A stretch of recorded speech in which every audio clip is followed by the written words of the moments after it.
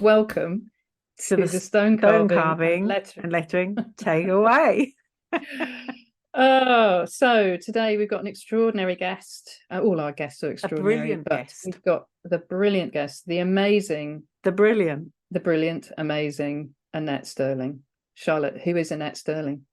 I was taught by Annet when I was a fresh student at City and Guilds in 1989. She was with Brenda Berman. She had a company called Incisive Letterwork. She still works as Incisive Letterwork.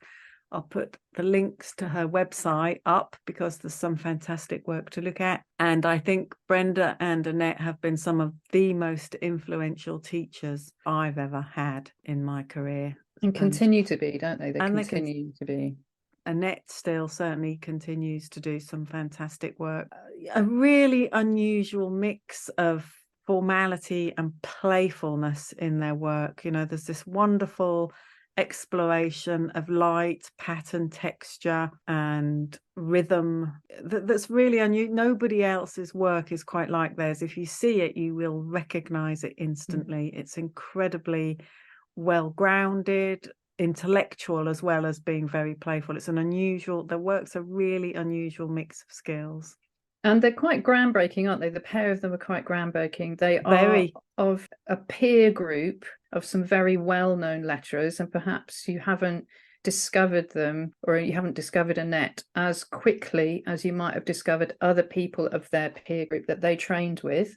And you can ask yourself questions, why is that, later on? But it was really important for us to acknowledge Annette's importance in contemporary sculptured lettering and design in lettering. Groundbreaking and beautiful work, even for me who doesn't know a serif from a semicolon. So wonderful to have her on.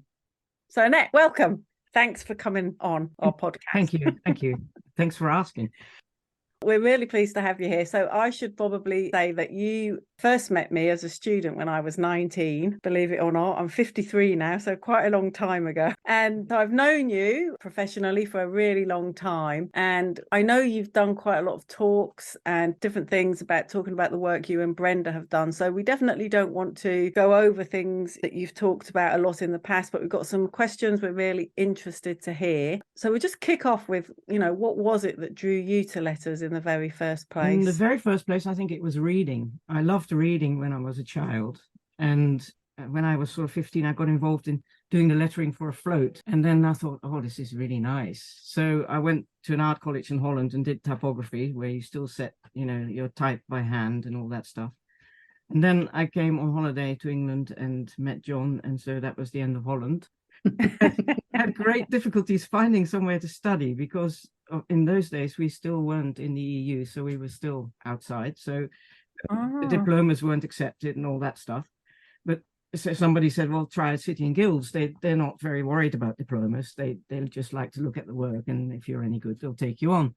So I did another foundation year, which was lovely. I'd never done any life drawing, and I thought that was amazing. And then lo and behold, Bertha Wolpe started his lettering course. So I was on the first year of the skills lettering course with 4 or 5 other people, and Brenda joined in the second year. So it was a start of something which was really interesting. And we did a lot of hands-on stuff. We had, well, obviously Bob de Vivier, who did sign writing with a pointed brush, and then Bertel did an alphabet every week with a flat brush, and we had printmaking and things like that. So that was really lovely. So really, my love of reading and the meaning of words got me into lettering, I think. That's interesting. There's something I remember when I first started doing lettering. It completely absorbed me in a way nothing else ever had. And hours would fly by without realizing it. And it was the first thing that I discovered that completely obsessed me like that in a way. And it sounds like probably something similar for you. Yes, I think so. And over the years, obviously, you start to look further back and you see how it was done in history. And then that all starts to influence your own looking at things. And yes, I think you're right. It became an obsession, really. Yeah, a good obsession. A good obsession, definitely. Yes. Obsession. And it carried on. It's not gone yet. So yes, obsession. I often feel that I'm on the beginning, although I've been doing stuff for years. I always still feel sometimes that I'm on the beginning of just beginning to understand what I'm doing, like I haven't really got to grips with it. I agree, because I thought when I was sort of 40 that I knew it all. And since I got older, I think, oh God, I don't really know this. I don't know that. This is, you sort of start to realize how little of the whole lot you actually know.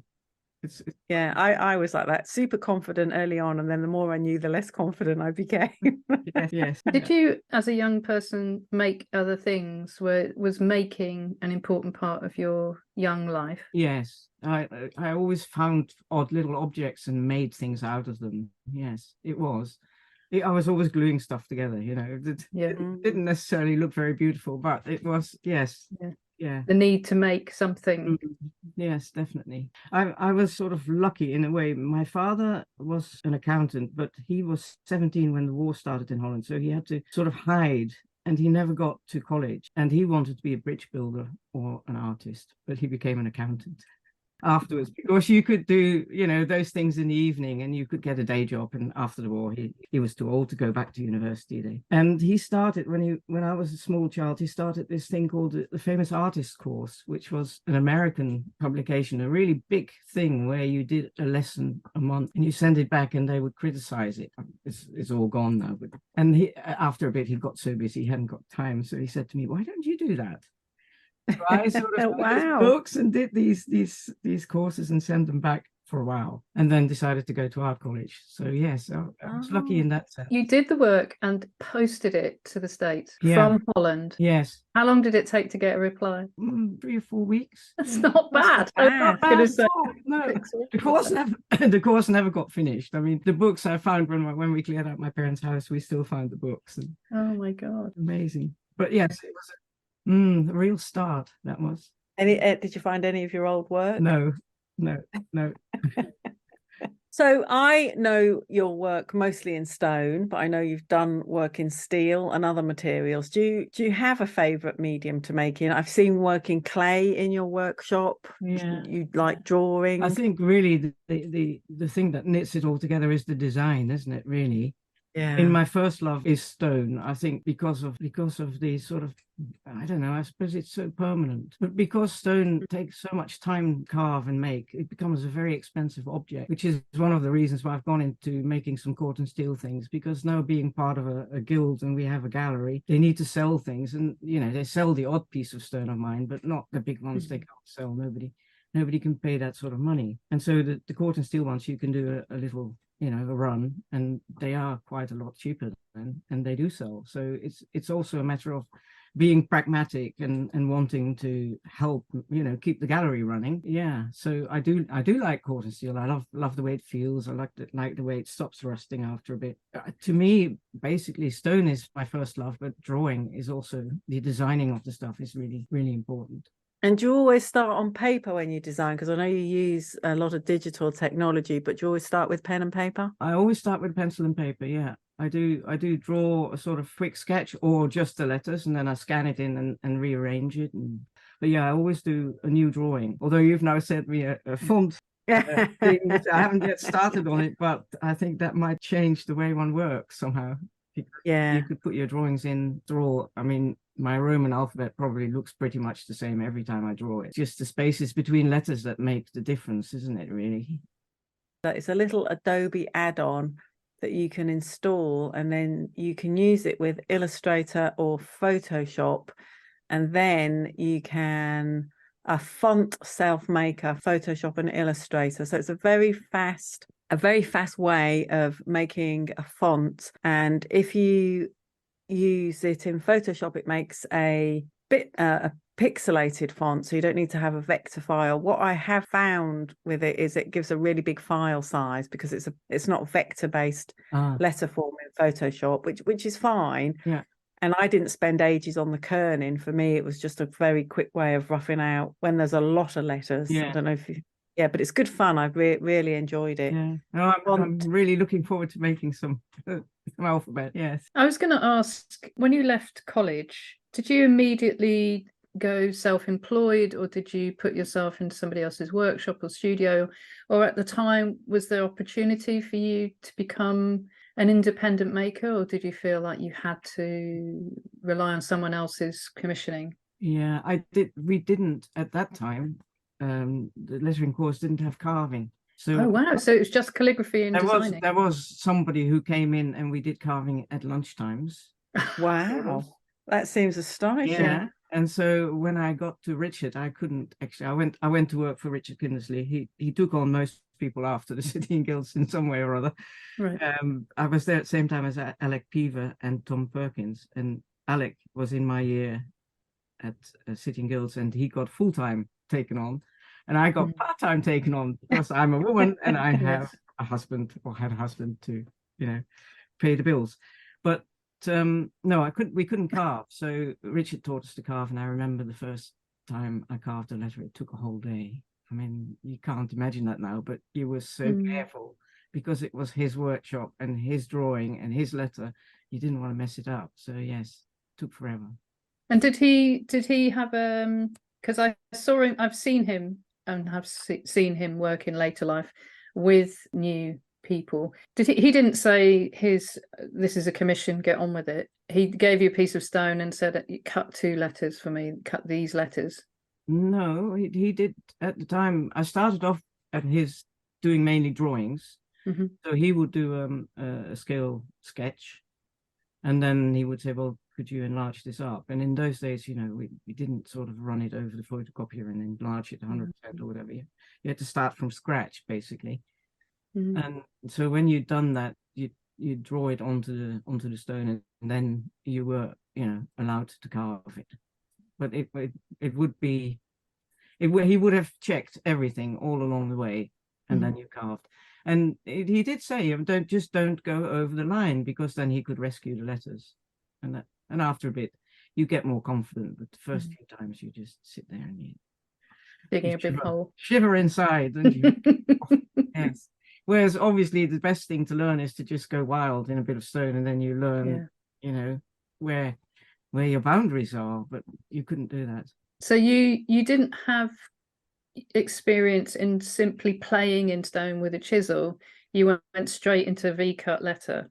Yeah, that's extraordinary, because now, of course, we all know the best thing, like you say, is to go wild and just break something. Not the chisel, obviously, but just break the surface and see what textures you can make. And yes, yeah, exactly. Because there's so much to learn, isn't there? There's the chisel end, what you hit the chisel with, the stone you're working on, the angle, and all that stuff. Yes, yeah, exactly. Yeah, no, it was quite amazing. Described. It was just V-cut, and that was that.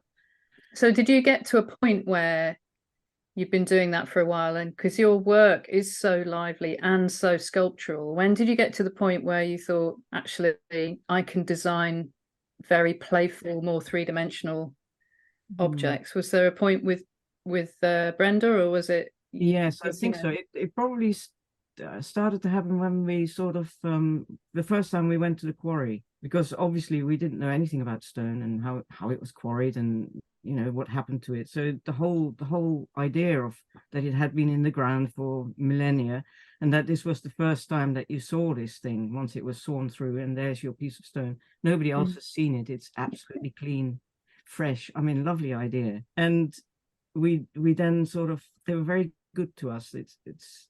So this is the quarry on the Isle of Portland, the Worth Matravers, the Purbeck quarry. Yes, quarry at Worth Matravers. Yes.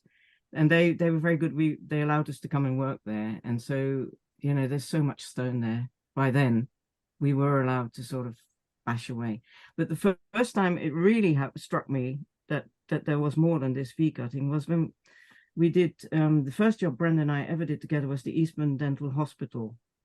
And they were big letters. And I think Ben Jones came to help. I'm not sure, but he's the one that has always been a mason. So he knew more about carving than I did. And he taught me about the claw. And so once you saw how beautiful, if you carved in a certain way, these marks of the claw were, it suddenly struck that, it doesn't have to be a V-cut. It could be any old thing. You could try and use the texture to express something else.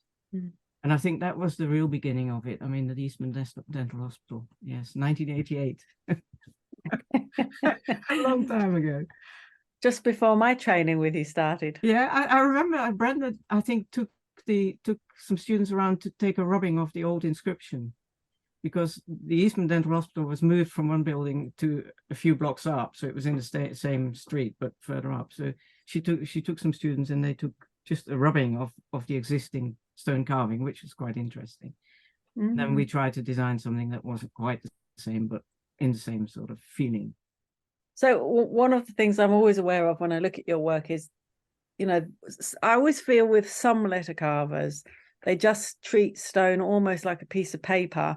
It's like a flat surface and you V-cut some letters on it. But your work and Brenda's work is so different to that. It's so much more playful, sculptural, textural.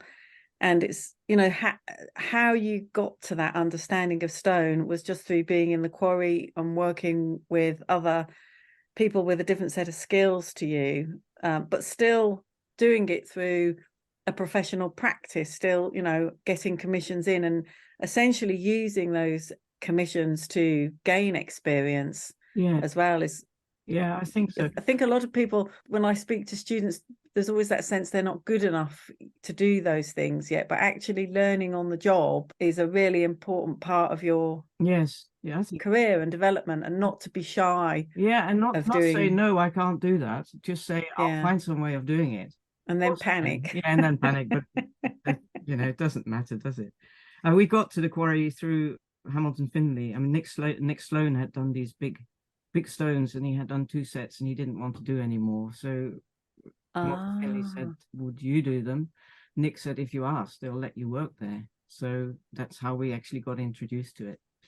And you worked with the quarry, you worked down there for years, didn't you? You'd go down there for summers, or? Yeah, we had a flat, and we would go down a week, 2 weeks every month to do stuff. Yeah. Yeah, especially the big jobs that we used to do, a lot of them down there, because they would move stuff. And I mean, we imported other stone. I mean, it wasn't just their stone we used. Oh, was it? I didn't realize that. Yeah, they would allow us to just bring whatever we liked. It was funny. They gave us the key. We could work on Saturday mornings, you know. It's like every carver's dream, isn't it? Getting the key to the quarry. Yeah, it was. It was absolutely wonderful. I still go occasionally, but, you know, everybody else has left. They're all retired. It's just one guy. Oh, so it's a different set of people now. Different set of people. The feeling's still the same. You go into the quarry and all that stone. Brenda and I always had this dream of doing an opera in there, because the acoustics are so wonderful. And, you know, and then when you're carving, and especially, I remember when you lot came, students came for a week or so, and there was all this noise because somebody was making really thumping noises and somebody really little ones. And always had this idea that we should be able to write a carver's opera. Haven't managed so far. Your video cut. Yeah, that's a little try towards it, but I'll put that as a link on the notes for the show, so people who aren't familiar with it can go and listen to it. Because if you haven't seen the video called Cut that Brenda and Annette made, how many years? It was quite a while ago now. 2011. It's not Yeah, but it's absolutely brilliant, and it still looks, you know, amazing. But make sure if you do listen to it, you've got a really good pair of headphones on, because it's a very musical and it's a wonderful little video. I'd recommend everybody have a listen to it. I still love it. Every now and again, I do go and have a little secret watch. So do I. Yeah. And so you mentioned in the last sentence about working with Hamilton Finley. So it'd be interesting, you know, so that connection was made because, was it Nick Sloan, did you say? Yeah, Nick Sloan, yes. So he was working with Hamilton Finley. Yeah. And then didn't want to do some work, and so you and Brenda took it on. Yeah, but I had already made contact with him before that. I have done a whole series of very small little model buildings, little temples and pyramids and things with him. But the very first time he rang, I had heard such dreadful stories about Hamilton Finley. I actually refused to work with him. So how did that go? What did he say? What did you say? Oh, I just said, perhaps he wrote. I think he wrote, and I wrote back saying, no, I really can't. I was sort of, you know, really stupid. And then by that time I had met Michael Harvey, and he of course also worked with Hamilton Finley a lot. So Michael said, well, look, Ian really needs more people to work for him. Why don't you just, I said, well, okay then. I said, but I've heard all these horrible stories about him. No, never had any problems. So okay. And indeed, we did work with him for years without problems. In the end, we did have problems like everybody else, but it took a very long time. And it was very nice. I mean, it was really good work. It was really interesting. His ideas were lovely. And then you sort of had almost carte blanche to design and to do it within his perimeters. He loved Roman lettering, so no good trying to do fancy stuff, but So you would get a brief. How would that work? How would he would write. How much of that process of design and output came from you and Brenda, and how much of it came from Ian Hamilton Finley? I think he had the idea, and he would send the words typed, all typed on the typewriter, and he wouldn't actually specify anything except where it was going often, and the size perhaps. And then, I mean, he would say something like, I envisage this as a wee pyramid. And then you get these words and you'd sort of think about it and make it. But he loved his drawings to be really uncomplicated. I remember Brenda once did a really beautiful drawing with painting the background of the building, and all lovely in 3D. And he sent it back and said, no, I just want an outline drawing, paper, black and white. That's very sad. But yes, he did say if he didn't like it, but it happened very rarely. I mean, usually just you understood what he wanted and you came up with it.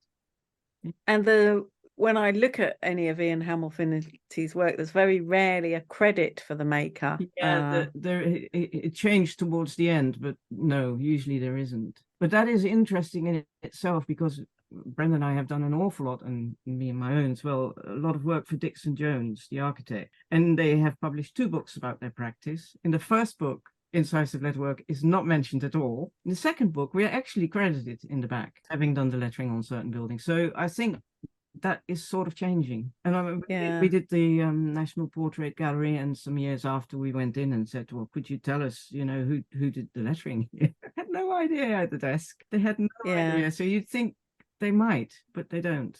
It's sort of thought of as something that is part of the fabric, really. Yeah, but it's still interesting that it's not credited, but in particular with the Ian Hamilton Finley, when you've had such a big hand in the overall design, not to be credited. Did you ever have discussions about copyright with him, or? No, not really.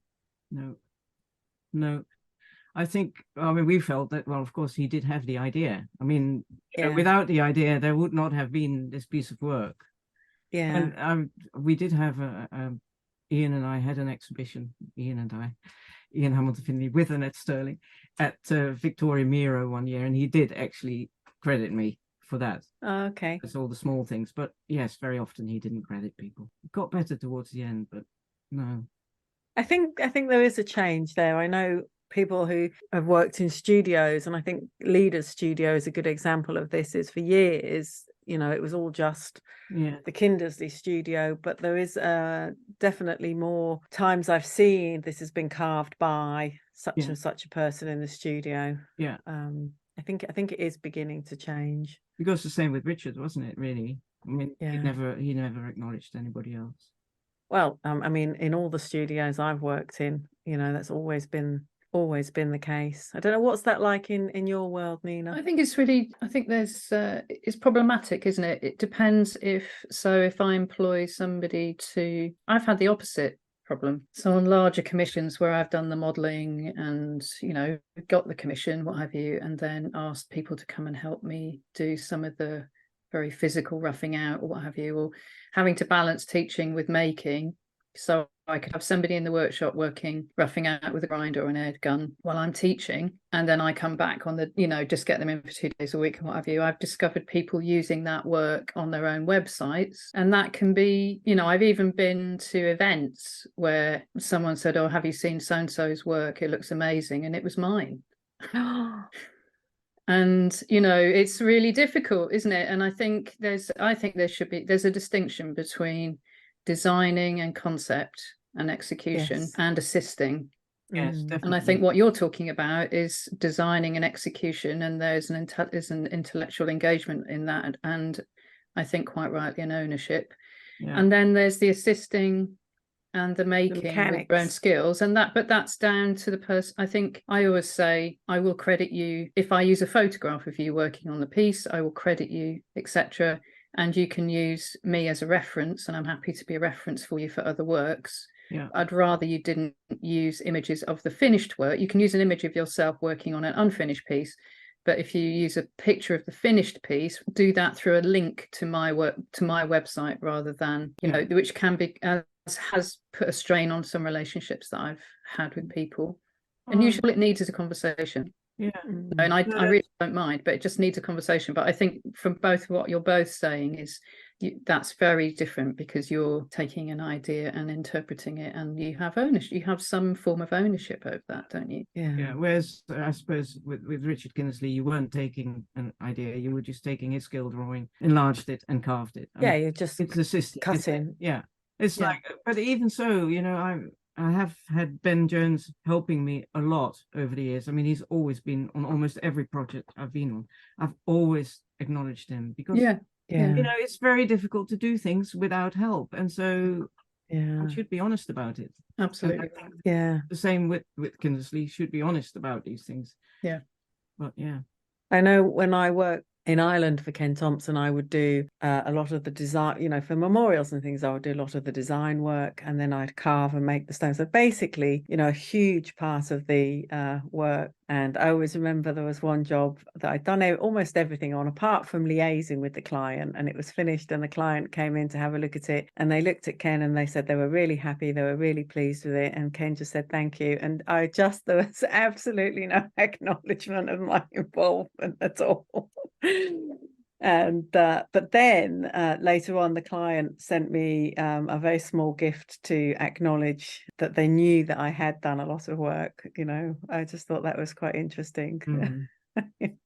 So moving on through our list of questions. So you worked with Brenda for years, and you did some incredible commissions, some really big commissions that you've already mentioned. I mean, I always remember the picture of the one where the talk where you described having to get the boat out to work on those bridge columns.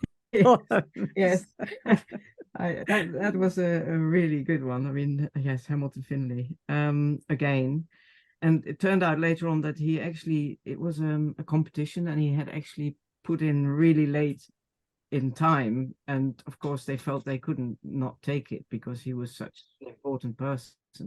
So in a way, we were seen as a nuisance, because it was sort of added on, and there wasn't really any money for it, and it was quite funny, but it was most exciting. It was, I bet. And did you apply for commissions, or did people approach? I mean, how did you land? As makers, we all want to know, how do you land the big jobs? It's a mixture, isn't it? I mean, it's a mixture. I mean, a lot of the first thing is like some jobs you get through these lists, and you see it's a nice job and you apply, and then if you're lucky you get an interview, and if you're lucky you get the job, but not always. So after a bit you give up on those. But if you things like the National Gallery, we had worked with Michael Harvey on the first part of it when they did the Sainsbury Wing, I think it's called.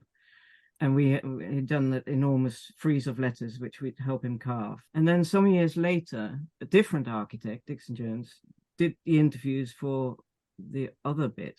Oh no, this was the MPG, did the interview for the National Portrait Gallery, and Michael was also being interviewed. So there were 3 or 4 people that they interviewed. And the problem is, to them, they said to us later, you came with lots of different ideas. Michael Harvey came with one idea, all drawn up, ready to go. And they liked the idea that we might be flexible and might think of something not quite, we obviously they hadn't told us everything that was going to happen, so you can't really design it. But if you could tell people what could be done, then it sort of makes them more engaged in trying to work with you rather than just employing you, if you see what I mean. Yeah. So we got that, and then obviously we must have done really well, or they liked us, and they never applied. We never had to apply with them again. They just rang up when there was a job.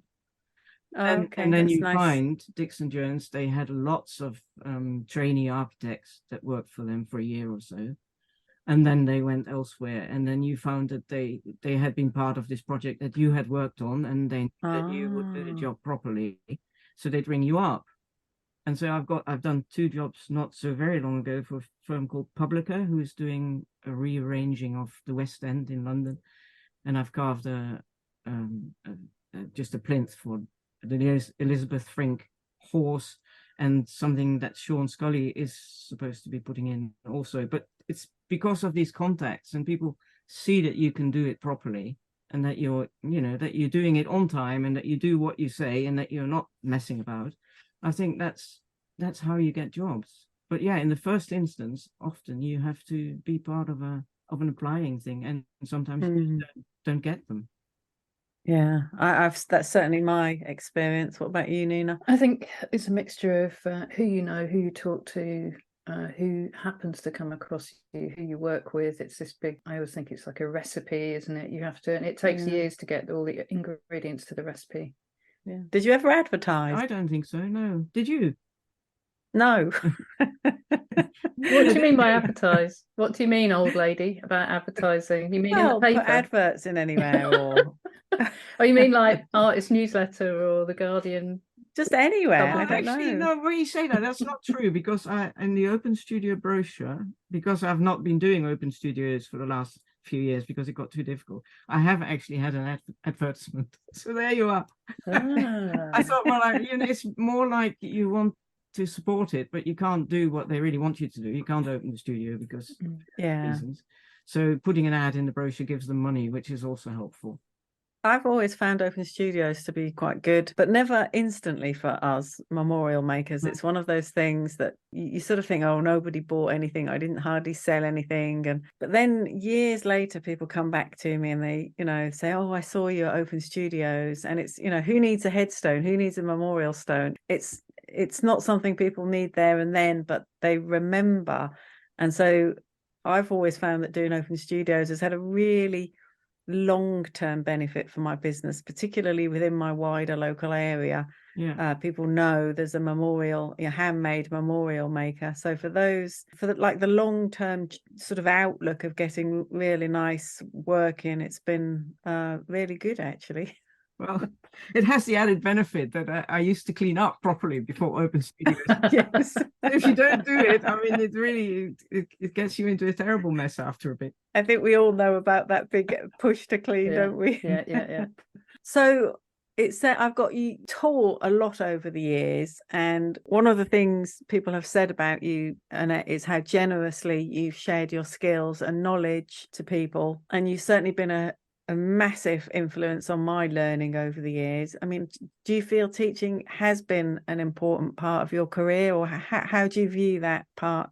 I think so. I think when Brenda and I took over, and Brenda was in charge, took over the City and Guilds after Walpy retired, we did feel that the emphasis changed. I think we were more interested in not just it being a craft education, i.e., like we just said, learn to carve the V-cut and nothing else. We tried to make it so that you would look at it with a fresh eye, and you could make letters out of anything at the end. And we tried to bring in all sorts of different materials and weird things, like we made an alphabet from Wendy Ramshaw's lettering. I was part of that. You're part of that? I still have all my written briefs in a folder from you and wonderful Brenda.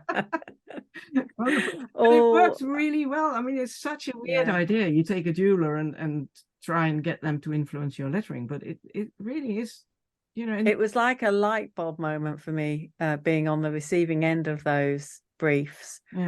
Was learning how to take a creative approach to something that I'd never been. I felt it taught me a lot about creativity, and it also taught me about the fundamental underlying structure of the alphabet and how flexible and plastic that could be without the formal Roman background. You know, it doesn't have to be a formal I mean, I like, you know, there's a beauty to the Roman alphabet, but the playfulness of letters is so vast. I think that's something you taught really well. But I know you still teach and mentor people. Not so much now, the odd person, but no, I'm getting too old for all that. No, you're not. Yeah, but I do agree. I think what is really important is to teach the real basics so that people do know how the Roman alphabet works. Because once you know the basics, you can actually break the rules. But if you don't know the rules, it could become completely, arbitrary, which you could say is probably just as good, but I doubt it. I think there is probably the underlying structure of the Roman alphabet probably goes through most alphabet that work really well, however weird they are. If the structure. I did some research years ago about using the Klingon alphabet. The Klingon language, I still haven't completely abandoned it. As in Star Trek? Yeah, and what's really interesting about Klingon. Oh my God. I'll get there. What's interesting about Klingon is the guy who invented the language. It's got a really thorough backbone of the structure of the language is completely in place. So in the way all languages are, it's got this very sort of academic backbone to it. Yeah. And there's loads of people who study it all over the world now. Somebody's done a Klingon translation of Hamlet. So I always thought it would be wonderful to carve some of the lines from Hamlet in Klingon. But what's interesting about it is that he also drew a Klingon alphabet, and I'm so disappointed with the Klingon alphabet because none of that structure and backbone is there. To my eye, it just looks like a sort of series of arbitrary shapes. So while they've got this wonderful sort of language, beautifully constructed language, the Klingon alphabet that goes with it, to me, it's just completely lets that whole side down. So I couldn't ever use the Klingon letters because I just couldn't be satisfied with them. I'd have to use our Roman letters or some variation. Can you not take what he's designed or they've designed and just improve it? Can you not just? I don't know, because what it doesn't have is that underlying structure that pulls it all together in a way that I could understand. It's years since I've looked at it. I'll have to go and have another look at it. But yes, I always thought that was quite interesting. See if you can't redesign it. Yeah. I always thought it'd be a good market. There's loads of Trekkies out there who'd love a bit of beautiful carved Klingon.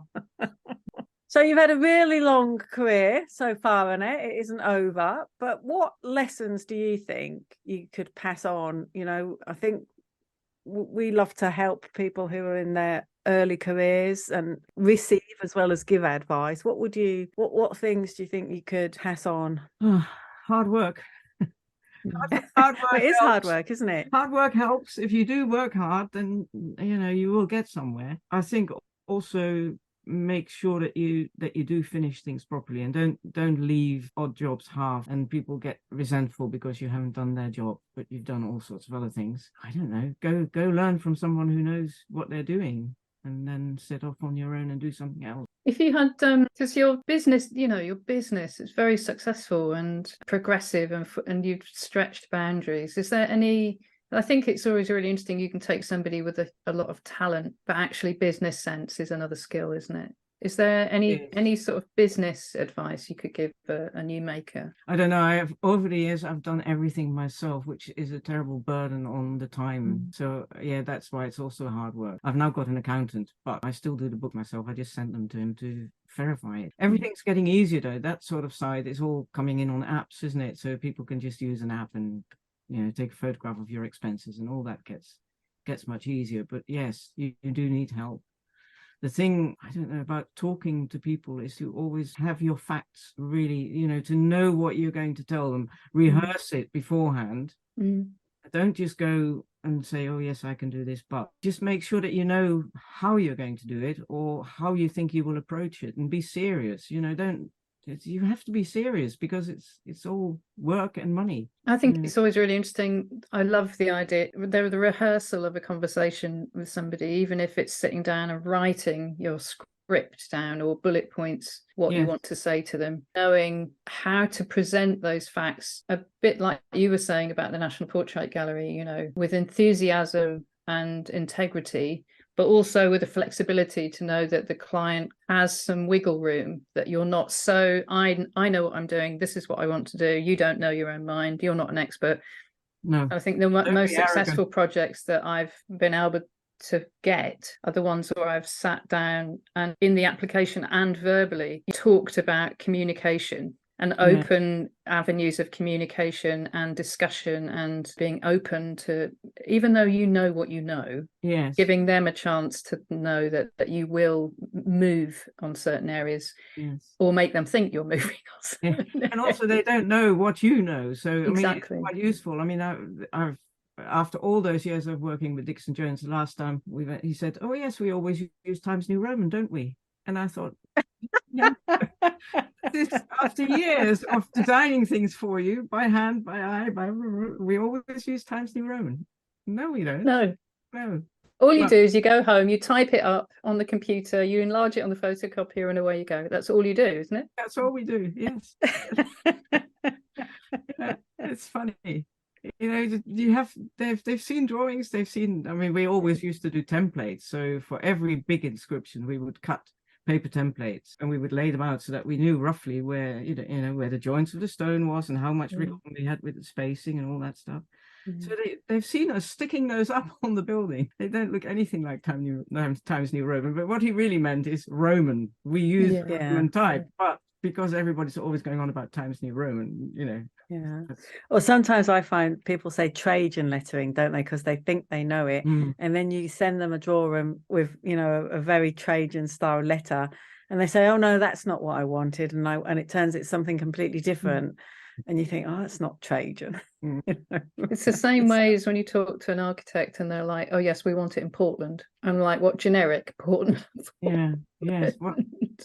It's just white. What you want is a white stone, and the only name of any stone that you know is marble and Portland. They're the two things that you know that are so variable and often impossible to get hold of.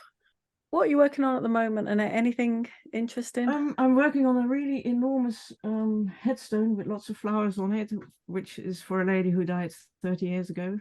Wow. It's the pandemic. People suddenly realized we haven't actually done that stone. Shall we get on with it? So it is really enormous. I mean, I have something that you can winch things up with, but it's so big and heavy that it can't be winched up. So I'm now on floor, and I've got 2 lines to go. Oh my God. I'm hoping no, someone will give me. I was sat down in a hole all the other week. It's so uncomfortable, isn't it? It is. Yeah. Do you know what I have, and it makes a massive difference, is I have a little wheeled, like a moving platform just off the ground with little casters. Yeah. And the ability to move your body when you go around the curves on the wheels. Yeah, that's true. Is it transforms getting around those curves. It's brilliant. Yeah. But you know, there is this point where you can't actually carve anymore because it's too low down and you can't see. I mean, there's no way you can get there. So no, you know, what will you do? I will probably ask the people who are going to fix it to either put it flat, which they won't like, or to put some blocks under so I can just cut those last 2 lines. Yeah. Oh, I hate those bottom lines. I don't envy you. Really should do them first. Get it over with. Yeah, get it over with. While you're fresh. Yeah, and also younger. But I've got this headstone. I'm a bit older than I was to start with. Do you? I'm always interested. Do you do yoga? Do you do stretching? Have you got a physio or an osteo that sees you regularly? I used to have an osteo, but now I do tai chi. Tai chi. And I've stopped doing really silly things like lifting too heavy. You know when you really shouldn't be doing it, but you think you can. And it puts an enormous strain on you, on your back. I had a funny thing last week. All I had to do is move a lump of stone onto my pallet truck that I use as a banker, you know, one of those pallet trucks that pumps up to 500 or whatever. All I had to do is move this lump of stone onto a pallet truck on my own. And my neighbour, my lovely neighbour who helps me out, he was literally behind a door the other side, and I could hear he was busy. And I thought, an hour later, I'd propped it up left, right and centre and managed to get this thing on. And he came in and he said, "You're being quiet this morning." I said, "I've just taken an hour to do the," and he was like, "Oh, you could have opened the door and asked me to help you," because he's a young man. Yeah. You know, well, he'll be very flattered that I've called him a young man. Yeah, it's one of those things, isn't it, where I really need to stop doing that. In fact, that's just a silly waste of time in a sense. So you do Tai Chi. Do you do Tai Chi as a martial art or as No, it's full of old people. I love the idea of you. But we just, it's very with a sword. No. But we have what is called a bang. So what's that? Oh, a piece of stick. Like a roller. I took one of my rollers and it's just. Oh, okay. Oh my God, why is it called a bang? Do you bang things with it? I suppose so, yes. You're supposed to bang people over the head with it. Oh my God, that's brilliant. It's so physical, our work. We really do need to look after our bodies, don't we? Yeah. To keep doing, to keep getting down on that bottom line. Well, also to keep hammering. I mean, I can feel my shoulder and I think, sooner or later that will just give out. Yeah. But I'm not letting it so far. No. And I think there is a certain amount of, if you keep using it in whatever capacity in the same. Yeah, and also do exercises to sort of, keep. It's the money hand, isn't it? It's the money hand. It is. Yes. It is. Yes. Yeah. The money hand. So I've got one more question for you. Okay. Well, I'll start off by saying, so when I was training, seeing you and Brenda do your thing was hugely inspirational to me as another woman. I never doubted that I could go and do nice, have a nice working career doing interesting things, because you both set such a good example of being able to just go and do stuff. But I'm often sort of still taken aback really by, sometimes I see men still get so much more praise, and I wonder how you feel as a woman. And so a few years ago, I bought a book that came out. I don't know if you've got it, 2000 Years of the Roman Letter or something. I can't remember what it's called. It's a big book. Do you know the one I mean? Yeah. The Eternal Letter. Paul Shaw, The Eternal Letter. Yes, I have got and it. It's got 20 contributions by different people working within Roman lettering. Yeah. And I bought the book, was excited to receive it, and I looked through the list of people contributing, and I think there was 1 or 2 women out of 20. Yeah. And I was absolutely sure I would see you and Brenda in there. I looked for your names. I know. And I didn't see them. I saw Leader's name, but I didn't see yours and Brenda's name. And to be honest, that lack of female contribution really shocked me. And then I didn't want the book anymore. In the end, I gave it away. I couldn't read it because I felt so underrepresented. Oh, that's really nice. It's true. I mean, I think we were asked, and we did send something in. Oh, did you? But it wasn't used. No. Wow. Yeah, it's just strange. But yes, I do think men are very much, I don't know, they don't want to take us seriously, or they feel threatened by us. I don't know. When we did that, do you remember we did that exhibition Harriet Fraser wanted to call I do. the Chiseling I can't remember what we called it. She wanted to call it the Chiseling Sisters. Now we called it Cutting a Dash. Cutting a Dash, that's right. We got terrible backlash from some guys who thought that it was terrible to have a female-only exhibition. Yeah, we got a lot of backlash for that. I remember that. Yeah. Whereas, most of the time they don't ask us to come into their exhibitions. I've noticed in social media, and, we'll probably get a backlash for this, but I've noticed it over the last few years that quite often when male carvers are used, other male carvers will use an adjective before their name, like the amazing somebody or the really talented.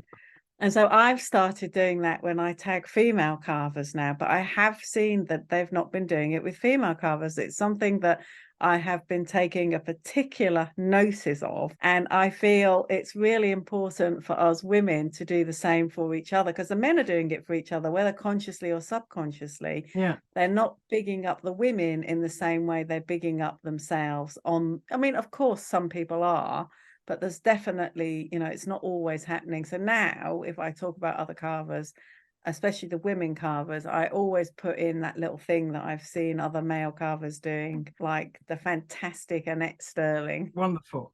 Do you think it's generational? Yes. I think it's generational. I think there is a particular group, if you like, or of a particular age, that of people my age that struggle with I think it's unconscious sometimes, but that I think there is a lack of support for female makers in that arena. But when I look at the younger generation, let's just blanket anybody younger than me younger, I think there does seem to be there are more female makers coming through, I think, of a younger generation. And I think they are getting some recognition within their own peer group. Yeah. And I think people are encouraging.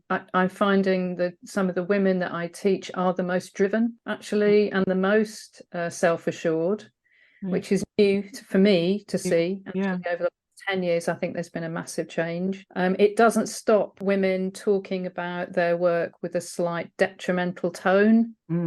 Oh, don't look at that. I'm not really happy with this, blah, blah, blah, blah. And and that you don't necessarily find that with the guys. They're like, oh, I'm really happy with this. And you're like, well, that could be improved. Yeah, but I think I've done a really good job on this. It's instinctual, it's like, well, you think that. I do always remember I worked with a guy, you'll remember him, Annette, Dick and Irons at 16 Girls. And he always used to say, well, of course you'd be really happy with that, with the experience that you have now, but later on when you get better you'll realise exactly what you bring. It was such a lovely way of saying it's wonderful. You think it's good because you're not very good at the moment, but when you get better you'll realise that isn't very good and can be improved upon, but in such beautiful language.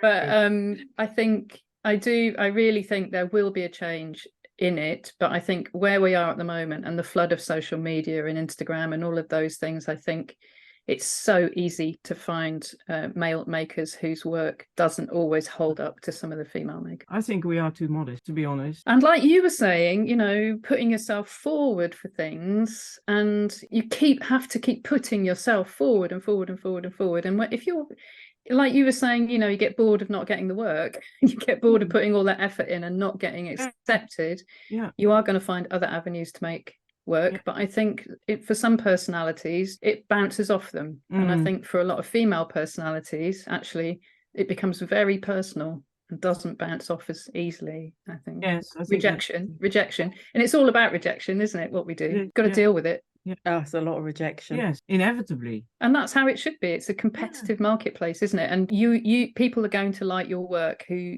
like your work, and people are going to like Charlotte's work or anybody else's, and somebody likes a photocopy of the Times New. I was going to say, did I say this?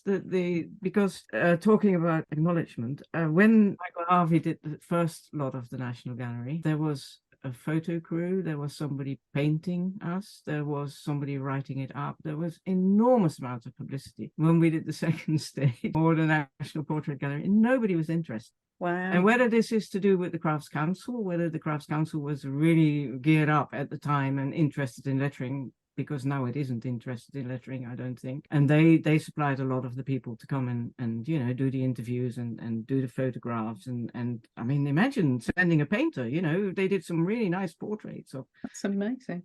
Carving, but never again. So yes, you just wonder, is that just because Michael was Michael, or is it because he was a man and we aren't? But yes. We'll never know the answers to those questions. We won't. But we should keep asking them. We do. We need to. We should definitely keep asking. We're not a novelty. We are 50% of the population. And like you said, we're 50% of the audience. We're here. We just need to shout a bit louder, perhaps, at least for each other. Yes, difficult because it takes time, doesn't it? All this takes time. Social media, yes. Yeah, I think we all should. None of us are going to be getting a medal for social media. No, absolutely not. Well, I'm in my mind, you're dressed in some martial arts outfit doing Tai Chi this afternoon. After you finish your with a bang, is it a bang? Bang in my hand, yes. A bang with your hand. I should think after holding a dummy all day, it feels very lightweight, and you can hit something quite hard. Thinking, I know. I do find. I mean, compared with all the other people, my steps are too big. I make too much. They all go really slowly and everything. I have to really restrain myself because when you're cutting, you're cutting. And no, you've got to do it really slowly. So yes, it's quite brilliant. I had to squeeze a consultant's hand once as a strength test because I thought I'd lost a bit of strength in my carving hand. I was a bit worried. He broke his delicate surgery fingers. as hard as I could. And he looked at me and he said, Miss Howarth, I don't think you have a problem with the strength in your hand. Well, it's been so lovely to finally meet you. And all I can say is that I've witnessed the improvement and the wonderful effect you have on students at college. So I'm going to give you a big thank you for that. Continued impact. I'm glad that Sitting Girls is still doing carving and it's still doing lettering. It's clinging on. Yeah, it's clinging on. The amazing Annet Stirling. Thank you. Thank you.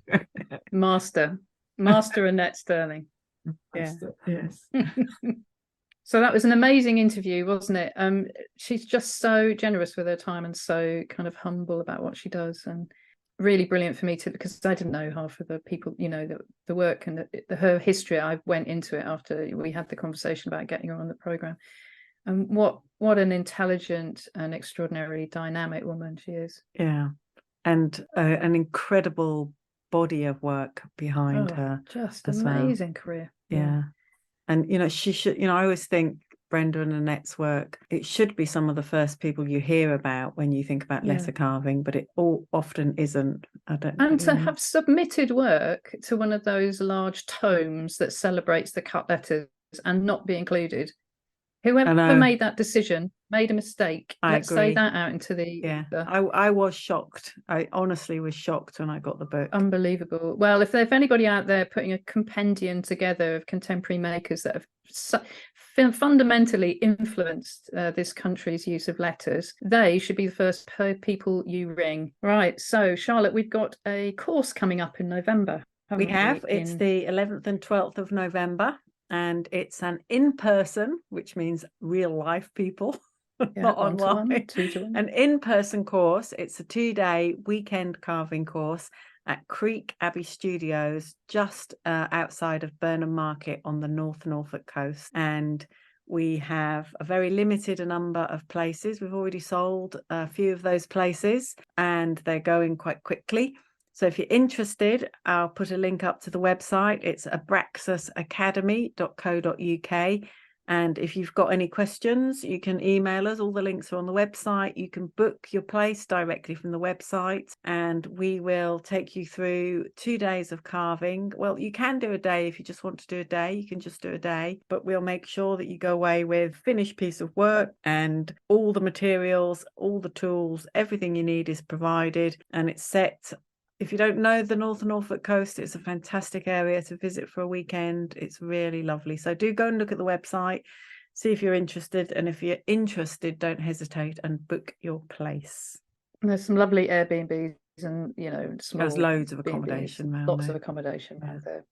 So Christmas is coming up. So if you want a really unique, bespoke present for a loved one, you could either book them a place on the course with talk to them about that beforehand, obviously, or you can make them something beautiful on the course to surprise them with your creativity.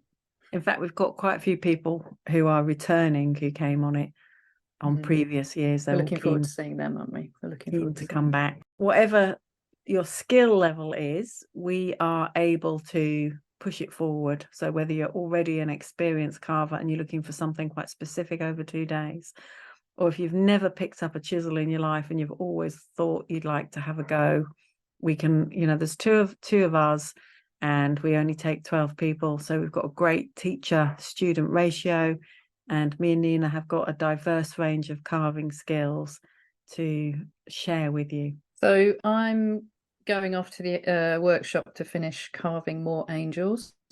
You're going off to your workshop to cut more letters, I assume, this afternoon.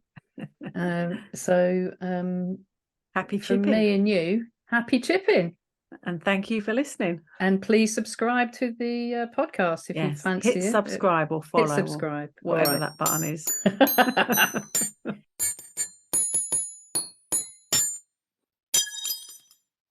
Bugger.